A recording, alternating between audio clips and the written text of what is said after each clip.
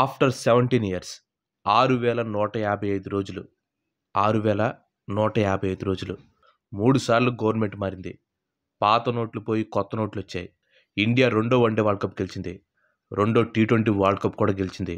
India 2 champions ట్రోఫీస్ను కూడా గెలిచింది. 6155 రోజులంటే brother, it's not a joke brother, it's not a joke. ఎందుకు ఇప్పుడు 6155 రోజులు అని చెప్పి మెన్షన్ చేస్తున్నాను చెప్పి అనుకుంటున్నారా? 6155 రోజుల తర్వాత ఆర్సీబీ సిఎస్కే మీద చపాక్ స్టేడియంలో గెలిచింది. సో ఆ గెలుపు గురించి, ఆర్సీబీ పర్ఫార్మెన్స్ గురించి ఈరోజు వీడియోలో మనం మాట్లాడుకుందాం. Let's get in to the show.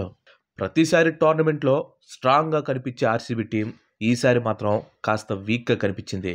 ఎందుకంటే పెద్దగా చెప్పుకోదగ్గ బిగ్ స్టార్స్ ఎవరూ లేకపోవటం.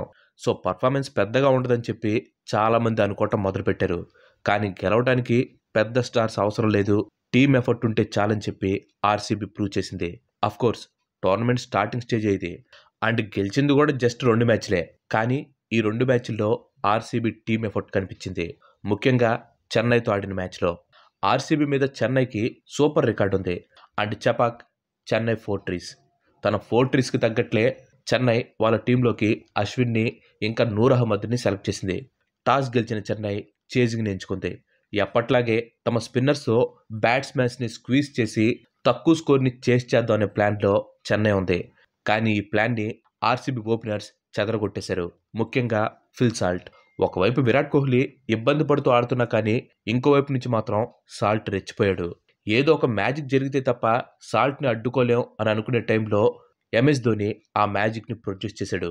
నూర్ అహ్మద్ బౌలింగ్లో సాల్ట్ని స్టెంప్అవుట్ చేసి ఆర్సీబీ రన్ స్కోరింగ్కి బ్రేక్ వేశాడు. ఈ స్టెంపింగ్ని నేను మ్యాజిక్ అని చెప్పి ఎందుకన్నానో మ్యాచ్ని లైవ్గా చూసిన వాళ్ళకి క్లియర్గా అర్థమవుతుంది. అంత షార్ప్ అండ్ అక్యురేట్ స్టెంపింగ్ నా లైఫ్లో నేను ఎప్పుడు చూడలేదు.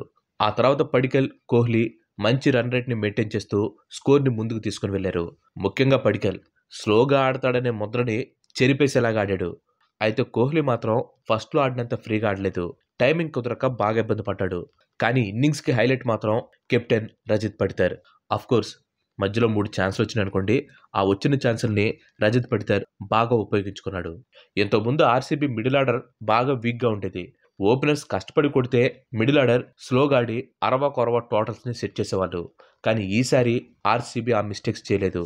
దానికి కారణం పడితర్ బ్యాటింగ్తో ఆర్సీబీ మంచి స్కోర్ వైపు అడుగులు వేసినా కానీ చెన్నై బౌలర్స్ వెంటనే వికెట్లు తీసి ఆర్సీబీ మొమెంటంని దెబ్బతీశారు. ఇంకా 180 స్కోర్ సెట్ చేస్తారనుకునే టైంలో లాస్ట్ ఓవర్లో టిమ్ డేవిడ్ వచ్చి వరుసగా 3 సిక్స్లు కొట్టి 197 పరుగుల్ని సిఎస్కేకి టార్గెట్గా సెట్ చేశాడు. సిఎస్కే చేస్ అసలు ఏ స్టేజ్లో కూడా ఊపందుకోలేదు.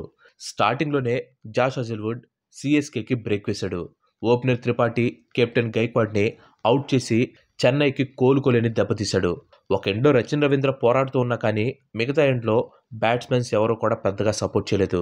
జడేజా, దూబే కాస్త ఆశ కల్పించినా కానీ ఆర్సీబీ కట్టుదిడ్డగా బౌలింగ్ వేసి వాళ్ళను కూడా పెవిలియన్కి పంపింది. అసలు చెన్నై ఫ్యాన్స్ మ్యాచ్ రిజల్ట్స్ని వదిలేసి ధోని ఎప్పుడు వస్తాడని చెప్పి వెయిట్ చేయడం మొదలుపెట్టారు. ఫ్యాన్స్ కోరికను తీర్చేందుకు చివరి ఓవర్లో ధోని బౌండరీస్ కొట్టి అలరించాడు. మ్యాచ్కి ముందు చెన్నై వేసే 12 ఓవర్ల స్పిన్ని ఆర్సీబీ ఎలా ట్యాకిల్ చేస్తుందని చెప్పి అందరూ అనుకున్నారు. కానీ మ్యాచ్లో ఆర్సీబీ బౌలర్స్ అయిన భువనేశ్వర్, హజిల్వుడ్ వేసే స్వింగ్ అండ్ సీమ్ బౌలింగ్ని చెన్నై హ్యాండిల్ చేయలేక 17 ఏళ్ల తర్వాత చపాక్ స్టేడియంలో ఆర్సీబీతో ఓడిపోయింది. కప్పు మాట పక్కన పెడితే ఈసారి ఆర్సీబీ మాత్రం కాస్త కొత్తగా కనిపిస్తుంది. ఎప్పుడు ఉండే మిడిల్ ఆర్డర్ ప్రాబ్లం అయితే ఇప్పుడు కనిపించట్లేదు. బౌలింగ్లో అందరూ డిసిప్లిన్గా బౌలింగ్ చేస్తున్నారు. మేబీ ఇదే డిసిప్లిన్ మెయింటైన్ చేస్తే కప్పు కొట్టొచ్చేమో. మీరేమనుకుంటున్నారో ఖచ్చితంగా కింద కామెంట్ చేయండి. Thanks for watching. ఈ వీడియో కనుక మీకు నచ్చినట్లయితే లైక్ చేయండి, షేర్ చేయండి. అండ్ అలాగే మన నెక్స్ట్ ఎపిసోడ్ మిస్ కావద్దు అనుకుంటే మన ఛానల్కి తప్పకుండా సబ్స్క్రైబ్ అవ్వండి. ఇంకో మంచి ఎపిసోడ్లో మళ్ళీ కలుద్దాం. Till then bye bye. Have a nice day.